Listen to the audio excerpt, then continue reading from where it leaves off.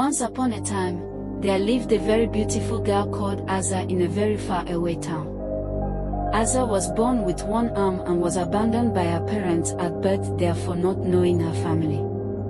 She grew up with an old couple without children who found her in the bush as a baby. She seldomly played with other kids and hid her deformed arm under a cloth. However, she was very beautiful. One day it was announced in her town that the king in the big town wanted to marry a fifth wife, and so all girls who are of age can come and present themselves to the king on the day of the ceremony to choose a wife.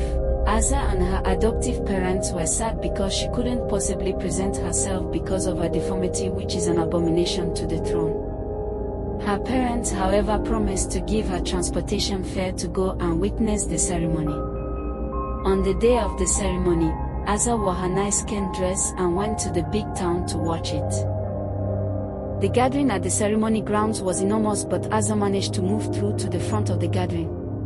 Soon the king arrived and the girls began to dance around one after the other. The king, Nana Anikai, began to be bored as none of the many girls that have passed by appealed to him. He began looking around the gathered crowd when his eyes fell on Asor, and for a whole minute he was mesmerized by her beauty. He ordered his messengers to invite Asor to his chambers in the palace after the ceremony. After about an hour the ceremony was brought to an end. Asor, who was about to leave for her town, was summoned by the king's messengers. She was initially afraid but was reassured that it was for her good. The messengers arrived with Asor to King Anikai's chambers and left.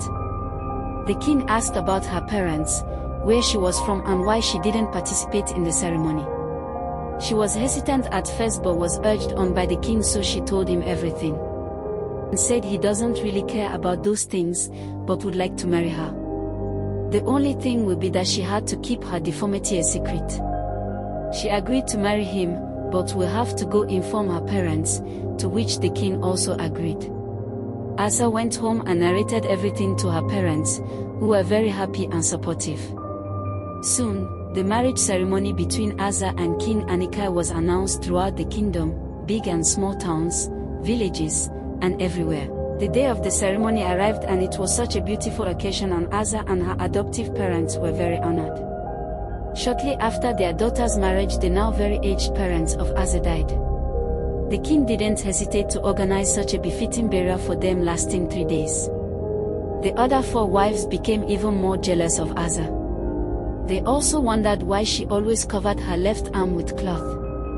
As the king's love grew more and more for Asor, so did the hatred and jealousy of the other wives grew for her. They even planted spies in her home, but they couldn't get any fault to report, let alone know the reason why her arm was covered.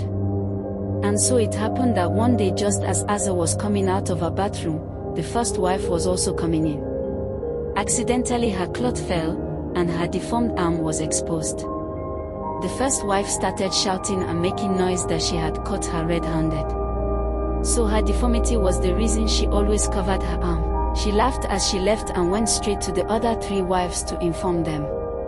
They started spreading word of Asor's deformity throughout the kingdom. Meanwhile, Asor was inconsolable, as this means she will inevitably face death and the king will be dethroned. Their enemies have gotten them where they want. For 3 days Asor couldn't eat even as the king tried to console her. Her parents were dead and she had no one to turn to. Those who were against the king and sought his overthrow were excited. At the end of the meeting it was concluded that during the upcoming Yam Pounding Festival, which was in 2 months' time, all the king's wives would be asked to pound yam at the ceremonial ground, and when it was found out that Asor had one hand, she would be beheaded and the king exiled. However, if it happens that she wasn't deformed, the 4 wives would be beheaded. They all agreed. The king became sad, however he had to be strong for Asor. One morning, about 2 weeks to the Yam Pounding Festival, Asor decided to end her life before disgrace come her way.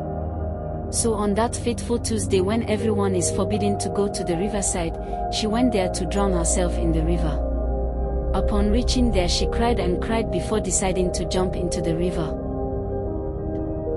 The voice called her again, and to her surprise she saw an old man sitting at the riverbank.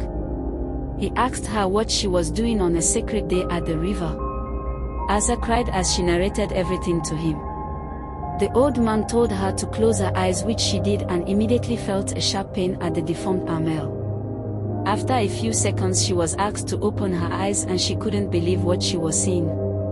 She had a brand new arm made of glittering gold. She thanked the man and he told her not to show it to anyone except her husband, and on the day of Yam Pounding Festival. She went home to tell her husband and they thanked the gods.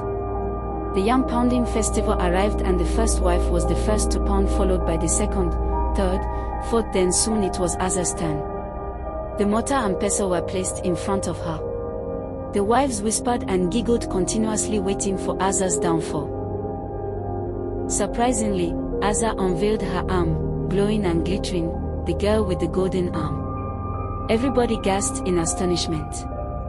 She comfortably pounded the yam as the whole village watched in disbelief. The other wives began to wail as they were whisked away, amidst pleading for their lives to be spared. The gathering then began to chant Asor Seeker, meaning the girl with the golden hand.